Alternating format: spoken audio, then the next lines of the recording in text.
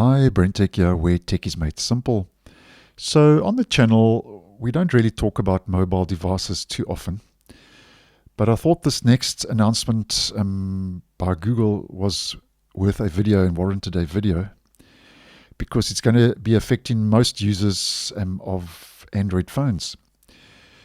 Now, Google has announced recently, late last week, that it's going to be replacing the Google Assistant with the Gemini app later this year. And Google has said from the announcement that over the coming months, it's upgrading more users on mobile devices from Google Assistant to Gemini. And later this year, the classic Google Assistant will no longer be accessible on most mobile devices or available for new downloads on mobile app stores. So they don't give us an exact date, and obviously I'll let you know when I get more info regarding that.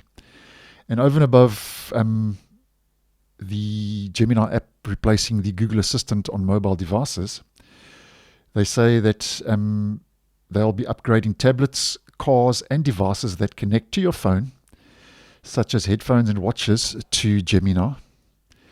And Google says it's also bringing a new experience, as they like to call it, powered by Gemini to home devices like speakers, displays, and TVs. And in case you're unaware, the Google Assistant was launched back in 2016 and is a natural language processing and voice recognition app on your mobile device. And Google says now that nearly a decade later, they're going to be making the shift from the Google Assistant to the Gemini app now by default, because according to Google, they say generative AI is transforming the way that users interact with technology. Obviously, that could be met with a bit of debate.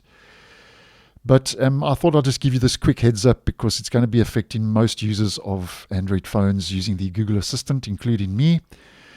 And then when Google does give us more details on its plans in the course of the next couple of months, because they said later this year that that change will take place, obviously I'll post and let you guys know.